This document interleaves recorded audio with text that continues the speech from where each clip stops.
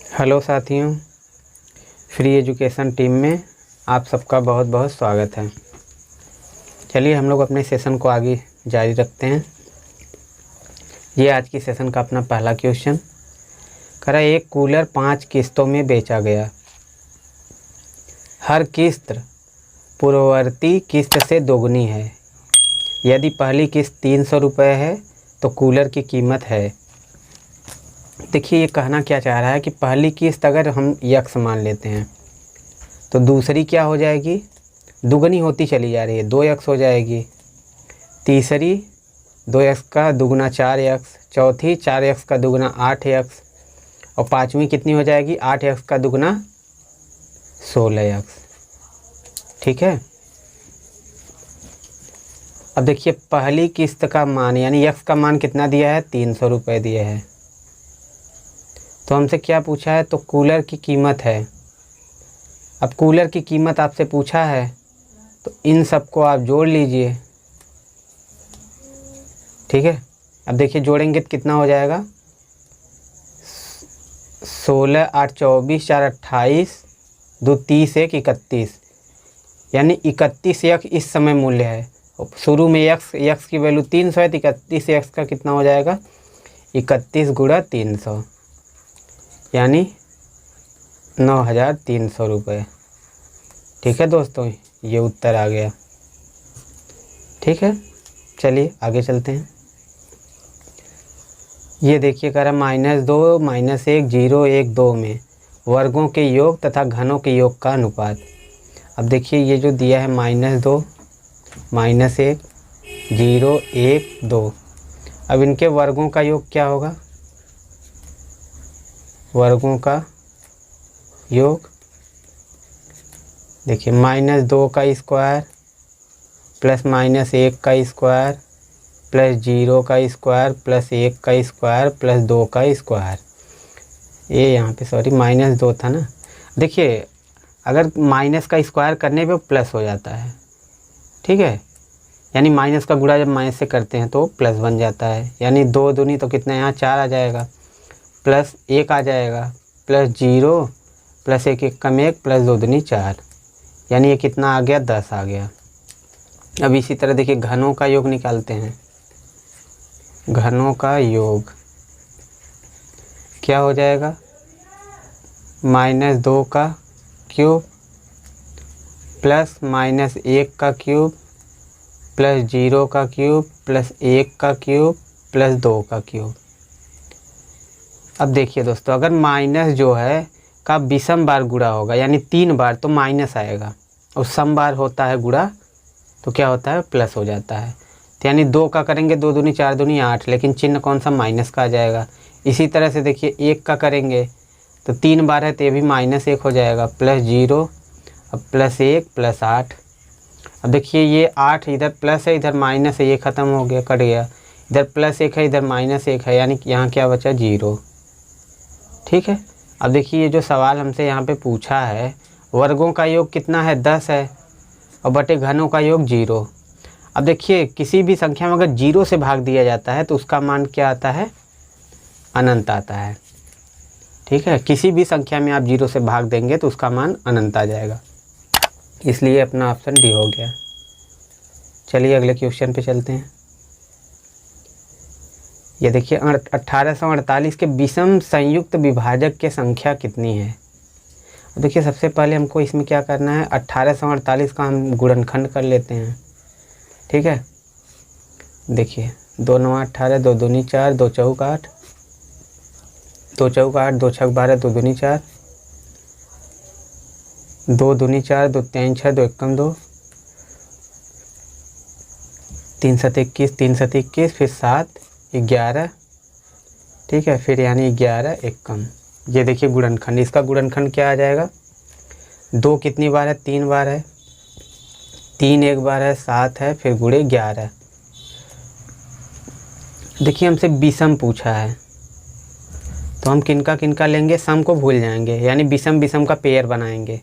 अब देखिए कितना पेयर बनेगा, एक 3 गुणे 7 का बन जाएगा, फिर एक 7 गुणे 11 का बन जाएगा, फिर एक 11 गुणे 3 का बन जाएगा। और कोई पेयर बनेगा विषम का, नहीं बनेगा, यानी कितने पेयर बन रहे हैं, ये 3, देखिए उत्तर हो गया। ठीक है, चलिए आगे चलते हैं। मान लें n एक प्राकृतिक संख्या है। जब n क्यूब को 9 द्वारा विभाजित किया जाता है तो हमें शेष 1 प्राप्त होता है, तो 1 हमेशा है। अब देखिए n की वैल्यू अगर हम पहले 1 लेते हैं तो अगर 1 में 9 से भाग देंगे तो क्या प्राप्त होगा, 1। और ये क्या आ रहा है, शेष आ रहा है, तो यानी ये किसके बराबर है, a के बराबर है, क्योंकि शेष a यहाँ पे दिया है सवाल में। ठीक, अब देखिए n बराबर 2 लेने पे देखिए, ऐसे सवाल को आप ऐसे ही मान के किया करिए। ठीक है, अगर सम संख्या का है 2 माना करिए, विषम कहा है 1 मानिए, 3 मानिए, 5 मानिए। ठीक है, अब देखिए 2 में अगर 9 से फिर भाग दे रहे हैं, क्योंकि n क्यूब को देना है, सॉरी n क्यूब को, यानी 2 के क्यूब को कितना हो जाएगा यहाँ पे, 1 मिनट, ये 8 हो जाएगा।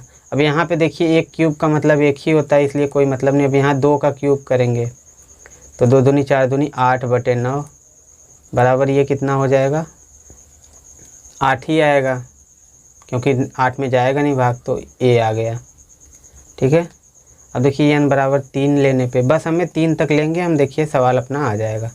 अब 3 का क्यूब को हमको 9 से भाग देना है, यहीं 27/9 कितना आ गया, 0, यानी a बराबर 0 यहाँ आ गया। अब चलिए ऑप्शन पे देखिए, ये 8 है, ये 1 है, इसको हम 1 के क्यूब भी लिख सकते हैं, और 8 को क्या लिखते हैं, 2 के क्यूब लिख सकते हैं। 0 को 0 का क्यूब चाहे कि जितनी बार लिखिए। अब ऑप्शन पे चलिए, a एक पूर्ण घन है, ये देखिए सेटिस्फाइड कर रहा है। a एक वर्ग पूर्ण वर्ग है। अब देखिए 1 तो वर्ग हो जाएगा पूर्ण वर्ग संख्या, लेकिन 8 देखिए पूर्ण वर्ग नहीं होगा, इसलिए a ऑप्शन गलत हो गया आपका। अब सी में देखते हैं, a दोनों एक पूर्ण वर्ग है, ये तो देखिए गलत हो गया क्योंकि पूर्ण वर्ग है ही नहीं। a ना तो एक पूर्ण घन है, ये तो है ही नहीं, देखिए एक ही ऑप्शन है अपना, बस ये a। ठीक, चलिए आगे चलते हैं। देखिए एक भिन्न और उसके व्युत्क्रम का योग -89/40 है, दोनों भिन्नों में से छोटा भिन्न क्या होगा। देखिए इस सवाल को अगर आप मान के करेंगे साथियों तो ये एक द्विघात समीकरण बन जाएगा, और जिसको सॉल्व करें में बहुत जटिलता आएगी। ठीक है, समस्या, इस वजह से हम लोग ऑप्शन से सॉल्व करेंगे। देखिए हम ऑप्शन से आपको बता रहे हैं, ये देखिए जैसे 15/8 अगर छोटी भिन्न है, छोटा आपसे पूछा है ना, तो इसका व्युत्क्रम का मतलब, ये देखिए व्युत्क्रम का मतलब क्या होता है, उल्टा, यानी 15 इसका उल्टा कितना होगा, 8/15 हो जाएगा, और माइनस है तो माइनस लगा रहेगा। ठीक है, अब देखिए माइनस वाले चिन्ह में अगर -1.5 है और -2.3 है, अब देखिए यहाँ पे आप समझिए, अगर ये माइनस नहीं होता तो 2.3 और 1.5 में कौन बड़ा होता है, 2.3, लेकिन माइनस लगने पे जो बड़ा होता है माइनस चिन्ह न रहने पे, जैसे 2.3 ये बड़ा है लेकिन माइनस चिन्ह लगा तो ये छोटा हो जाएगा। ये देखिए इसमें -1.5 जो है बड़ा है, अगर माइनस का चिन्ह लगा है तो छोटी वाली जो मान होगी वो बड़ी होगी। ठीक है, अब देखिए यहाँ पे समझिए कि छोटी हमसे पूछा है, अब इसको देखिए आप भाग देंगे तो 1 समथिंग आएगा, और यहाँ पे देखिए ये सही है। अब हमको क्या करना है कि हमको इन दोनों को जोड़ना है, ऐड करना है, और अपना उत्तर कितना ऐड करने पे आना चाहिए, -89/40। अब देखिए इसको ऐड करेंगे आप, 15 में 225, और माइनस ये तो बहुत आ जा रहा है। ठीक है, ये नहीं होगा। अब इसको देखिए करेंगे तो -5/9 आ जाएगा। अब देखिए नीचे भी आपको चेक करना है कि 40 या 40 का मल्टीपल बनना चाहिए। ठीक है, तो देखिए 9×5 = 45, ये नीचे 45 बन रहा है, अगर इसको ऐड करेंगे तो नीचे का गुणा नीचे में होता है, तो 9×5 = 45, ये भी देखिए 45 बन रहा है, ये नहीं होगा। अब सी को आइए चेक करते हैं, -5/8 हो जाएगा। फिर अब इसको ऐड करते हैं, देखिए -8/5, और प्लस है, प्लस माइनस का गुणा होगा तो -5/8 हो जाएगा। अब ये देखिए कैसे सॉल्व किया जाता है, तिरछे गुणा किया जाता है, और नीचे का नीचे गुणा कर लिया जाता है। 8 64 -64 5 25 माइनस 25 और बटे 8 पंजे 40। अब देखिए इसको ऐड करेंगे कितना आएगा, ये -89/40। देखिए ये तो आ गया, यानी अपना उत्तर ये हो सकता है सी। लेकिन देखिए डी में, देखिए डी का भी अगर आप चेक करेंगे तो -8/5 आएगा। लेकिन हमसे क्या पूछा है, छोटी भिन्न पूछा है। तो छोटी भिन्न बताइए कौन सा, ये होगा कि ये होगा। अब देखिए इसका अगर करेंगे तो दशमलव कितना आएगा, 8 पंजे 8 40 8 छंग 0.6 और ये 1 दशमलव आ रहा है। यानी देखिए हमसे छोटी पूछा है, तो छोटी कौन सा होगा, छोटी ये वाला होगा, क्योंकि बड़ी वैल्यू ये है, बड़ी वाली छोटी होती है। ठीक है, और यहाँ पे देखिए दशमलव ये बड़ी होगी, यानी ये उत्तर नहीं होगा, बड़ी हो गई ये, इसलिए एक ही ऑप्शन बचा, देखिए ये सी। ठीक है, चलिए आगे चलते हैं। अब इसमें देखिए क्या कहा है कि 1/2, 2/3, 5/9, 6/13, 7/9। अब देखिए इसमें आपसे क्या पूछा है, को उनके बढ़ते मान के क्रम में लगाया जाए तो चौथी भिन्न कौन सी होगी। अब देखिए इस सवाल को हम दो तरह से आपको बताते हैं। पहला तरीका देखिए यहाँ पे लिखते हैं 1/2, 2/3, 5/9, 6/13, 7/9। देखिए इसको दशमलव के 2 स्थान तक आप इसको हल कर लीजिए। जैसे इसको 1/2 को हल करेंगे 0.5 आ जाएगा, 3 को करेंगे 0.6 आ जाएगा, 9 इसको करेंगे 0.50 हो जाएगा, 9 पचे 45, फिर 9 पचे 45, इसको करेंगे 13 चौका 52, 8 13 छक 78, 9 सते 63, फिर 9 सते 63। ठीक है, अब देखिए हमको क्या करना है कि उनके बढ़ते मान के क्रम में, बढ़ते मान के क्रम में कैसे लगेगा, कौन होगा, यहाँ कुछ नहीं, 0 कर लीजिए। अब देखिए छोटे से बड़ा चलना है, यानी इसमें सबसे छोटा कौन है, 0.46। उसके बाद कौन सा है 0.50, उसके बाद 0.55, उसके बाद 0.66, उसके बाद 0.77। अब हमसे कौन सा पूछा है, तो चौथी भिन्न कौन सी होगी। अब देखिए चौथी कौन सी है, 0.66, और 0.66 कहाँ है, जे है, यानी भिन्न कौन सी है इसकी, 2/3 है। तो इस तरह से ऑप्शन ए हो जाएगा। ठीक है, ये रहा अपना पहला तरीका। अब देखिए दूसरे तरीके पे चलते हैं। जैसे इसमें हम कोई भिन्न पकड़ लेते हैं, मान लीजिए 1/2 ही पकड़ लिए हैं। अब हम लोग 1/2 को पकड़ें, फिर इसके बाद इन सब से देखेंगे पारी 1 बाई 1 गुणा करेंगे। जैसे 1/2 में 2/3 से पहले चेक करते हैं, तो 3 एक कम, देखिए ऐसे गुणा करेंगे इस तरह से, 3 एक कम 3, 2 दूनी 4। अब हमको कौन सा खोजना है, छोटी, पहले हमें बड़ी क्रम में चलना है, छोटी से बड़ी, तो हम छोटी पहले पकड़ेंगे। अब देखिए जो गुणा करने पे कौन सा है, यहाँ 4 आया, यहाँ 3, हमें लेना कौन सा है, छोटी।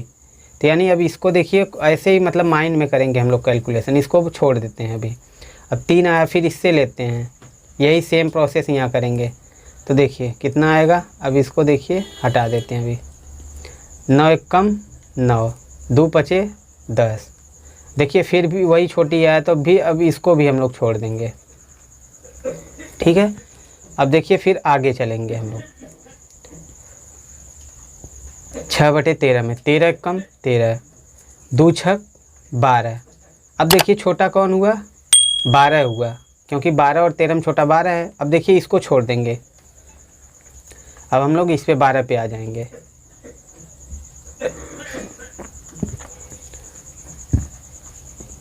नौ छक 54, 13 सते 91, छोटा कौन हुआ।